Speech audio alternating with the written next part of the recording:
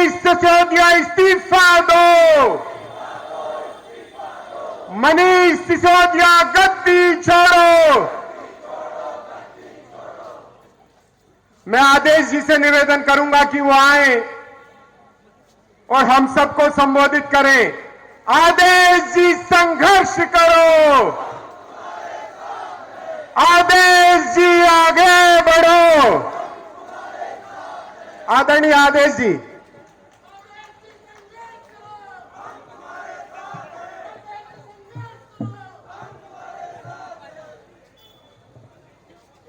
बोलिए भारत माता की, भारत माता की, वंदे वंदे। आप सबका इस जन चौपाल में बहुत ही स्वागत है।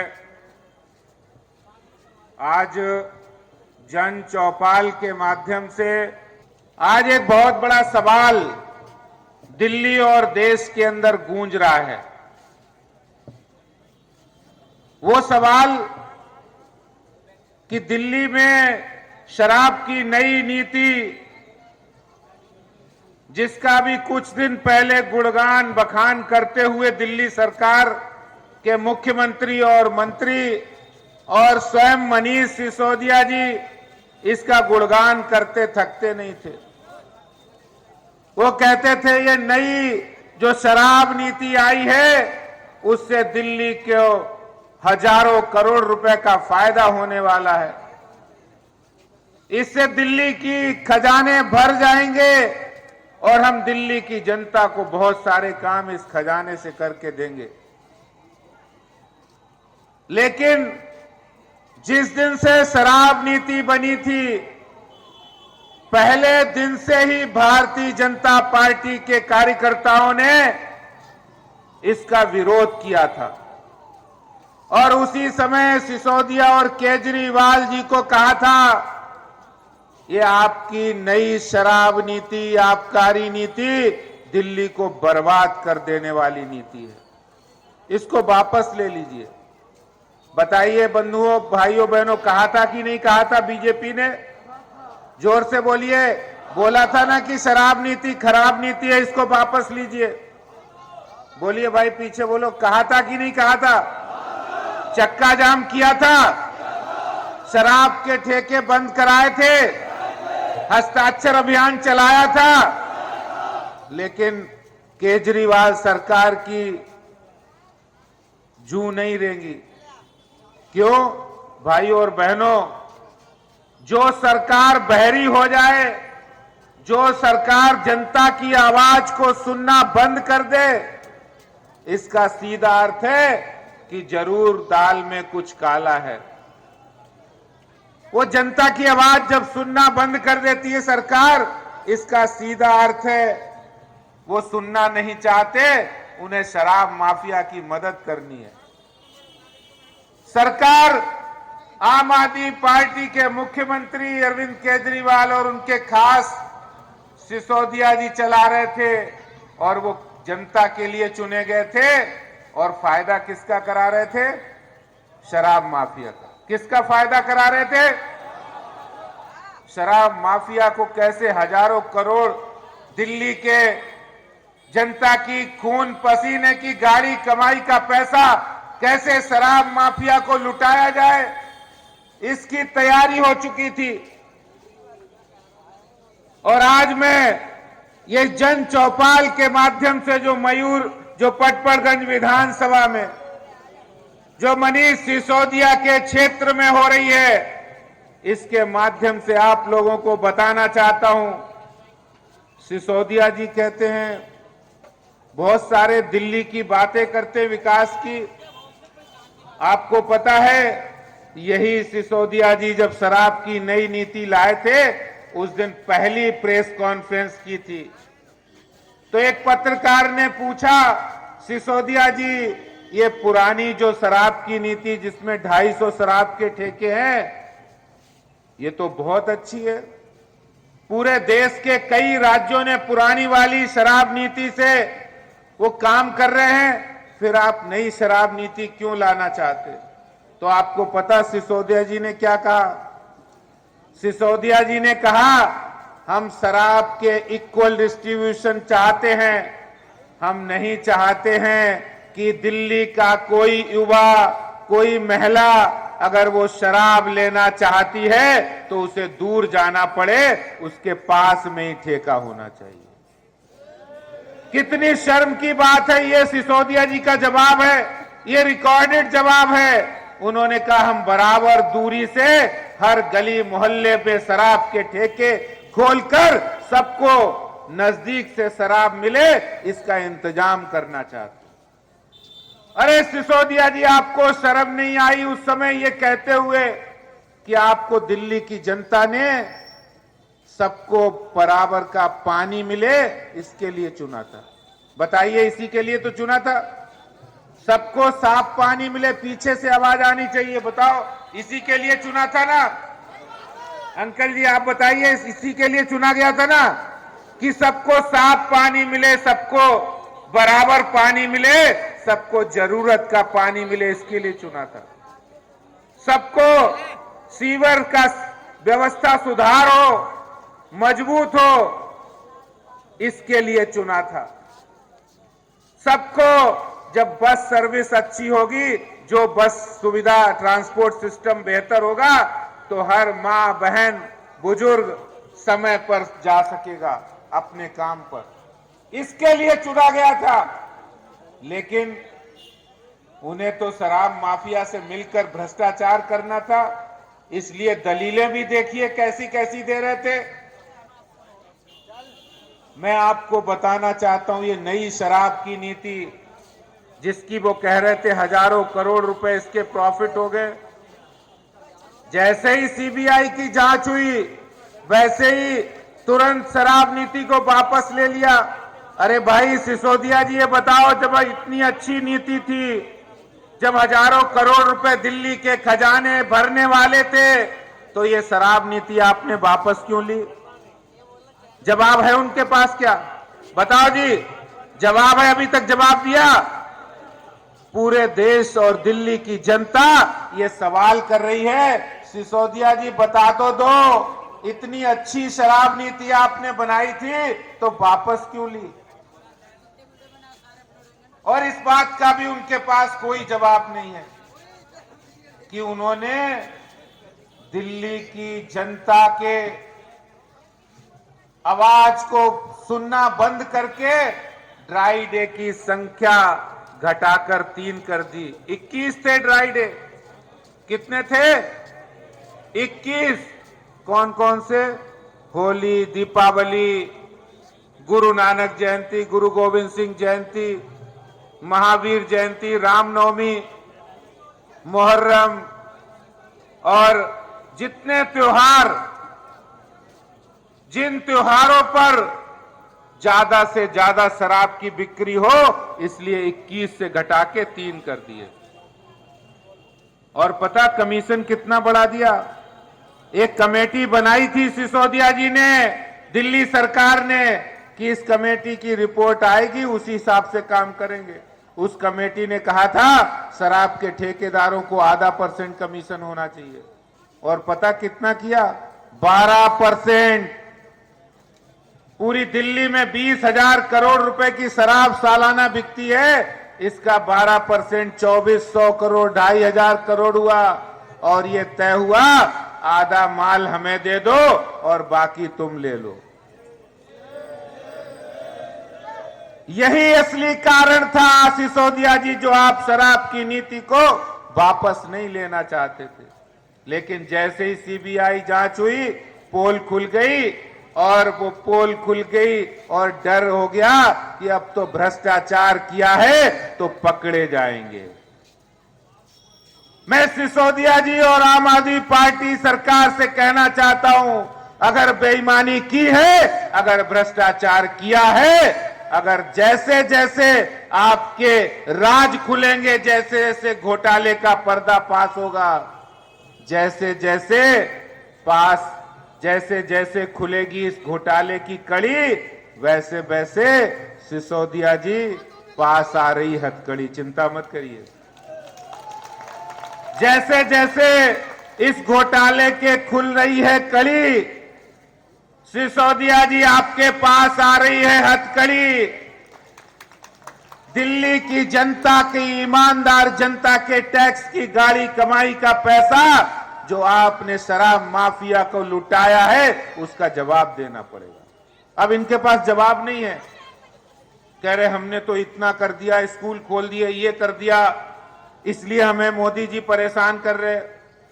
अरे इन 4-5 सवालों का जवाब तो दे देते कि 144 करोड़ रुपया आपने क्यों उनका माफ कर दिया कोरोना काल का।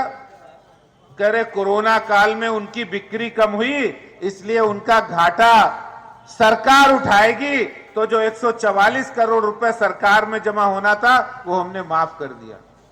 अरे कोरोना काल में देश की, दिल्ली की जनता की चिंता करते, दिल्ली की जनता को बेहतर इलाज की व्यवस्था कर लेते, तो शायद दिल्ली की जनता आपको आशीर्वाद देती, लेकिन वो नहीं किया। 30 करोड़ रुपए जो अर्नेस्ट मनी वापस होनी चाहिए, उसको भी आपने उन ठेकेदारों को जेब में दे दिया।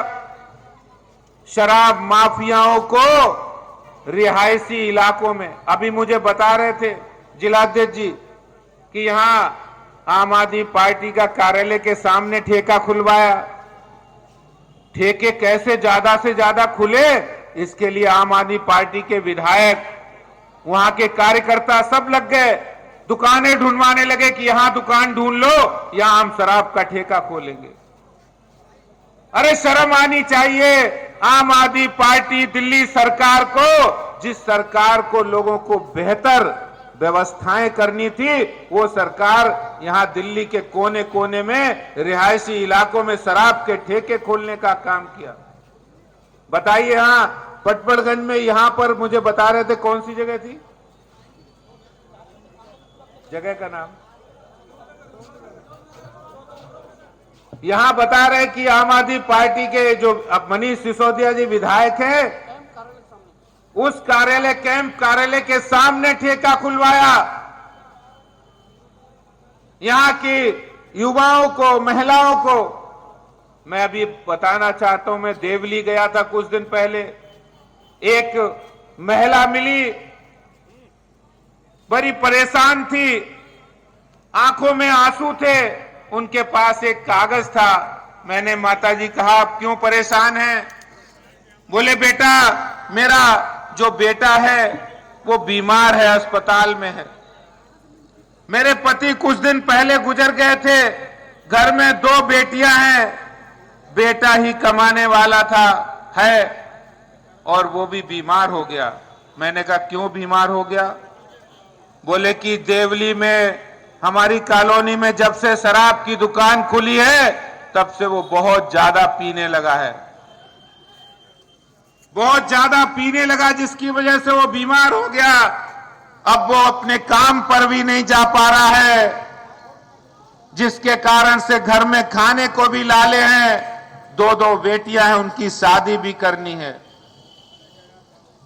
मैं ये दृश्य देखकर मुझे दुख भी हुआ, मेरी आंखों में आंसू भी आए, लेकिन दूसरे ही क्षण गुस्सा भी आया कि केजरीवाल, आप ऐसी शराब की नीति क्यों लाए कि घरों को बर्बाद कर दिया आपने। अरे इतिहास में दिल्ली के अंदर कभी भी रिहायशी इलाकों में शराब के ठेके नहीं खोले गए। बताइए, बुजुर्ग हमारे अंकल जी बैठे हैं, ताऊ जी, आप बताइए कभी रिहायशी इलाकों में शराब के ठेके खोले किसी ने? अरे बताओ, किसी ने खोले? किसी ने गांव के पास खोले ठेके? किसी सरकार ने स्कूलों के पास ठेके खोले?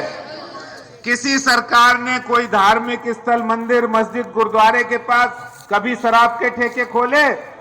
लेकिन केजरीवाल जी ने 1000 ठेके कैसे खुल जाए, इसके लिए एड़ी से चोटी तक का जोर लगा लिया।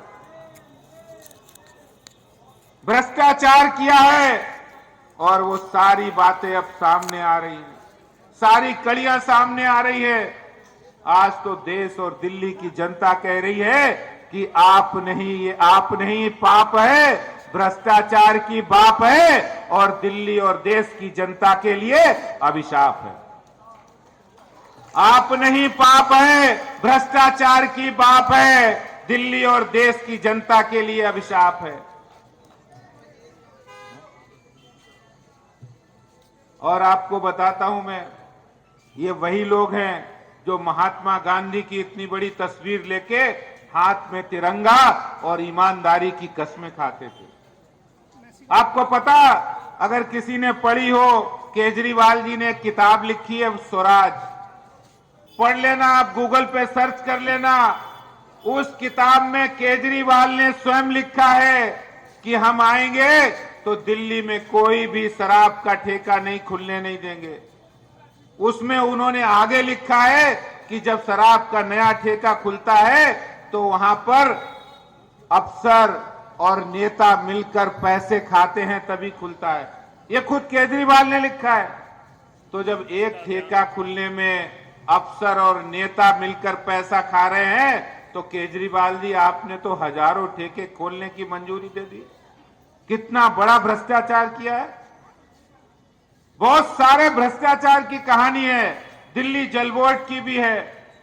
और तो और ये सिसोदिया जी, इन्हीं के इलाके की जो पार्षद यहां रावत, गीता रावत जी पकड़ी गई, किसमें? रेहड़ी पटरी वालों से पैसे लेने के आरोप में रगे हाथ पकड़ा गया। वो कौन? आम आदमी पार्टी की पार्षद, क्या नाम था उनका?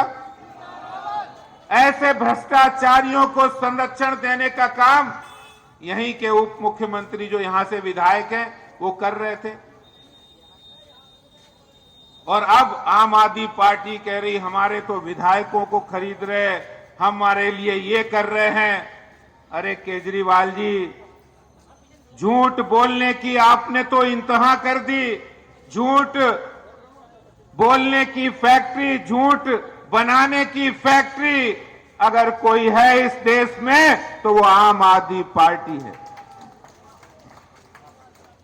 यही केजरीवाल जी कह रहे थे, ये देखो मेरे पास 15 नाम हैं जो देश में सबसे बेईमान नेता हैं। कह रहे थे ना, ये मेरे पास फाइल है और ये 15 नाम है। Number 1 Lalu Prasad Yadav, number 2 P Chidambaram, number 3 ये, ऐसे नाम ले रहे थे ना, ले रहे थे। बताओ, बोले मैं आऊंगा ये कर दूंगा। अरे केजरीवाल जी, आपने सरकार बनाई तब से आपके राज में तो घोटाले ही घोटाले हैं। जल बोर्ड का घोटाला है, डीटीसी बस घोटाला है। और तो और मैं आपको बताऊं, आप भी दांतों तले उंगलियां दबा जाएंगे। जब से इनकी सरकार बनी है इन्होंने 39 स्कीम बनाई है। ऐसी 39 योजनाएं केजरीवाल सरकार ने बनाई है जो कभी जमीन पर नहीं आई है। हां, उनके पोस्टर, होर्डिंग, प्रचार खूब लगा है। और मैं आपको एक उदाहरण देता हूं उनकी स्कीम का। एक स्कीम इन्होंने बनाई कि जितने भी जो भी बच्चे हैं, अगर वो हायर एजुकेशन पढ़ना चाहते हैं, इंजीनियर बनना चाहते हैं, डॉक्टर बनना चाहते हैं, एमबीए करना चाहते हैं, तो उनके लिए सरकार उनको लोन देगी। तो आपको पता, जब आरटीआई लगाई गई तो ये पता लगा कि 2 छात्रों को उन्होंने लोन दिया, लोन की मंजूरी की। जब दूसरी आरटीआई लगाई गई तो पता लगा लोन की मंजूरी तो दे दी लेकिन उन छात्रों को भी लोन नहीं मिला। और पता, इस स्कीम पर जो दिल्ली सरकार की 39 स्कीमों में से एक थी, उसमें प्रचार के लिए आरटीआई जब लगाई तो कितना खर्चा हुआ पता आपको? कितना हो सकता? अंदाजा लगाओ, कितना हो सकता? 19.5 करोड़ रुपया प्रचार के लिए खर्चा किया। अरे केजरीवाल जी, शर्म आनी चाहिए। 19.5 करोड़ रुपए में हजारों बच्चे पढ़ सकते थे। वो अपने परिवार का, अपने समाज का, अपने देश का भविष्य बन सकते थे। लेकिन आपने प्रचार के लिए कि आपकी फोटो एफएम पर, रेडियो पर, टीवी पर आपकी फोटो कैसे दिखे और दिल्ली नहीं पूरे देश में दिखे, इसके लिए आपने 19.5 करोड़ रुपया खर्चा कर दिया। केजरीवाल जी दरअसल स्कीम बनाते इसलिए है कि वो स्कैम बने। स्कीम इसलिए बनाई जाती है कि हजारों करोड़ रुपए का स्कैम हो, इसीलिए शराब की नई स्कीम बनाई गई और इसमें हजारों करोड़ रुपए का घोटाला किया है, स्कैम किया है। अभी तक जवाब नहीं इनके पास। आज मैं इस मंच से जवाब जानना चाहता हूं जन चौपाल से। आप बताइए, आप सब लोग, आप भी जवाब मांगना चाहते हैं कि नहीं? तो आप पूछिए, आप हाथ खड़े करिए कि मनीष सिसोदिया जवाब दो कि दिल्ली की नई शराब नीति अगर अच्छी थी तो वापस क्यों ली? पहला सवाल। आपने शराब ठेकेदारों का कमीशन 2.5% से बढ़ा के 12% क्यों किया? जवाब दीजिए। ड्राई डे की संख्या 21 से घटाकर 3 क्यों की? जवाब दीजिए। शराब के ठेकेदारों के 144 करोड़ माफ क्यों कर दिए? 30 करोड़ रुपए जो वापस नहीं होने चाहिए उनको वापस क्यों किए? और तो और अपने सगे रिश्तेदार, इनके विधायक, उनको ठेके दिलाने के लिए जो कंपनी ब्लैक लिस्टेड थी उनको भी ठेके दे दिए। जो शराब की नीति में आपने लिखा कि जो शराब निर्माता कंपनी उनको ठेके नहीं दिए जाएंगे, वो भी कर दिया। इसका जवाब नहीं उनके पास कि हजारों करोड़ रुपए दिल्ली के खजाने को लुटाने का काम आपने क्यों किया है। मैं आज इस जन चौपाल के माध्यम से दिल्ली सरकार की भ्रष्टाचारी नीति, अरविंद केजरीवाल को ये पूछना चाहता हूं कि आपने भ्रष्ट मंत्री सत्येंद्र जैन और मनीष सिसोदिया को बर्खास्त अब तक क्यों नहीं किया? इस जन चौपाल के माध्यम से बताइए। आप लोग क्या इस्तीफा मांग रहे हैं ना सिसोदिया का? कौन कौन मांग रहा है? मनीष सिसोदिया इस्तीफा दो, मनीष सिसोदिया इस्तीफा दो। और ये बहुत सारे सवाल खड़े कर रहे हैं, केंद्र सरकार के ऊपर कर रहे हैं। प्रधानमंत्री नरेंद्र मोदी जी इस देश को आगे बढ़ाने का काम कर रहे हैं। अरे भाई, अगर आप काम करना चाहते हो तो काम करने से किसने रोका है? डीटीसी बसें आई नहीं, यमुना की सफाई हुई नहीं, लोगों को साफ पानी मिला नहीं, शराब की नई पॉलिसी ले आए। मैं आज आपके सामने कहना चाहता हूं कि हमारे देश के प्रधानमंत्री नरेंद्र मोदी जी पिछले 8 सालों से देश की जनता के लिए काम कर रहे हैं, गरीब कल्याण के लिए काम कर रहे हैं, जन कल्याण के लिए काम कर रहे हैं। और दिल्ली जो देश की राजधानी है वो पिछड़ती चली जा रही है। आज दिल्ली से आगे बहुत सारे राज्यों के जो पीछे थे, आज अब सुदूर नॉर्थ ईस्ट में जाएंगे, आप मध्य प्रदेश जाइए, आप बहुत से राज्यों में जाइए, उत्तर प्रदेश में जाइए, वहां भी बहुत अच्छी सड़कें बन गई हैं। लेकिन दिल्ली की सड़कें, अंदर की सड़कों की हालत आज खस्ता है। बताइए, हालत खस्ता है या नहीं है? सड़कें अच्छी बननी चाहिए, लेकिन वो काम करना नहीं केजरीवाल जी को। लेकिन मैं आज ये दावे के साथ कहता हूं कि प्रधानमंत्री नरेंद्र मोदी जी इस देश के विकास के लिए काम कर रहे हैं, देश आगे बढ़े इसके लिए काम कर रहे हैं। और इसीलिए देश की जनता मोदी जी को 2014 में भी भरोसा किया था, 2019 में भी भरोसा किया था, और देश की जनता आने वाले चुनाव में भी भरोसा करेगी, आने वाले चुनाव में भी भरोसा करेगी। क्योंकि आज मोदी का मतलब हो गया विकास। मोदी माने विकसित भारत, मोदी माने ईमानदारी, मोदी माने विश्वास, मोदी माने सेवा, मोदी का मतलब देश की भक्ति, मोदी का मतलब जन कल्याण।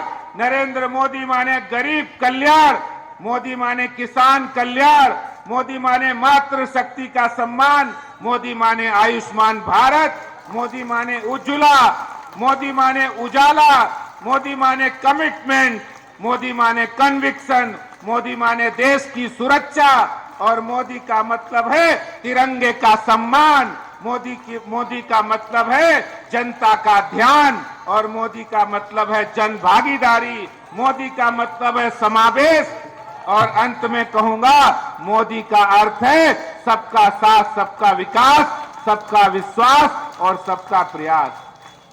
इसलिए दोस्तों और साथियों, आप मेरी बात से, इस बात से सहमत है कि एक और देश में नरेंद्र मोदी जी ने विकास कर रहे हैं, दूसरी ओर दिल्ली की सरकार शराब माफियाओं पर मेहरबान होकर दिल्ली के युवाओं को, दिल्ली के महिलाओं को के भविष्य को चौपट करने का काम, विकास को रोकने का काम, भ्रष्टाचार करने का काम कर रहे हैं। इसका जवाब देना ही पड़ेगा। जवाब से भाग नहीं सकते हैं। अरविंद केजरीवाल सिसोदिया, जनता ने चुना है तो जवाब देना पड़ेगी, नहीं तो जनता उनको उनकी औकात भी दिखा देगी। ये बात कहता हूं मैं। इसलिए आज की इस जन चौपाल के माध्यम से आप सब लोगों के बीच में मैंने अपनी बात को रखा है। अगर कोई भी बात आपको ऐसा लगता है, कोई प्रश्न है, तो वो भी कर सकते हैं। मैं 2 मिनट खड़ा रहूंगा और अपनी बात को समाप्त करूंगा। बहुत बहुत धन्यवाद।